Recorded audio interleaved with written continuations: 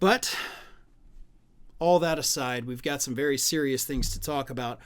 Over the weekend, during his interview on Fox News that aired prior to the Super Bowl, Donald Trump suggested that the tariffs that are currently paused on Canada and Mexico could be coming back a lot sooner than the 30-day pause that Donald Trump had initially put in place. Here is what he said during this Fox News interview. He was asked, hey, are these pledges from Canada and Mexico to do all these things you wanted them to do that they were already going to do in the first place, but they said they would do the things you wanted? Was it good enough, was the question he was asked. And he said, no, it's not good enough. Something has to happen. It's unsustainable, and I'm changing it. The great negotiator, the art of the deal maker, after he made the deal, now says, I'm changing it. You can't do that. That's not how deals are made. That's how you screw people over, absolutely.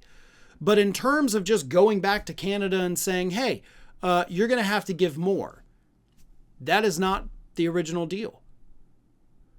But, again, I think what happened here is that Donald Trump has suddenly realized he got played. Canada was already going to do the vast majority of the things they agreed to do as part of this concession to not have the tariffs in place. Almost every bit of it was already approved by the country back in December, before Trump was even president. Mexico, same thing. Trump says, you have to send 10,000 troops to the border. Mexico says, oh no, okay, we will. They already had over 14,000 troops at the border. They actually get to send people home under this agreement. Trump got played. And I think that's what he finally realized. Maybe somebody close to him finally came up and said, listen, didn't go the way that you thought it went. So maybe that's why he's a little angry now. Maybe that's why he says he's going to have to change it. But it'll never be good enough. That's what everybody has to understand. No matter the concessions, even if Canada and Mexico come back and they make all new concessions, things they weren't already planning on doing, they can give Trump everything he wants on his wish list. And then what's going to happen? He's going to come back with more things you got to do. And maybe they'll do that too. And then the same thing will happen. And eventually it'll hit a point where these other countries, whether it's Canada, Mexico, or anybody else he's threatened with tariffs, they will all eventually say, no, I'm not going to do this anymore.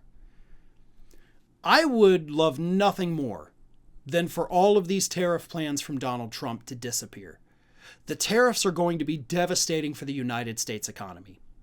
We have a trade deficit with Canada. We have a trade deficit with Mexico. The tariffs are going to hurt us far more than they would hurt them ever. Because the retaliatory tariffs they're going to put in place are far worse. And because their leaders are a little bit smarter, they're more targeted. Canada actually already had a plan. They were going to put retaliatory tariffs in place targeting red states, making sure that the Trump voters are the ones who get screwed over the most from his tariff plan. So they're far more strategic. They seem to have a better understanding of how tariffs even work. And they're not going to play around much longer with this man. So if he says he wants to change the deal, good luck. I hope it works because I don't want this country to be screwed. But no matter the concessions they give, it'll never be enough for him. And eventually, he will put those tariffs in place, even though we, the people of this country, will be the ones to, quite literally, pay the price for it. I'm Farron Cousins, in for David Pakman. Got a lot more to come. We'll be right back.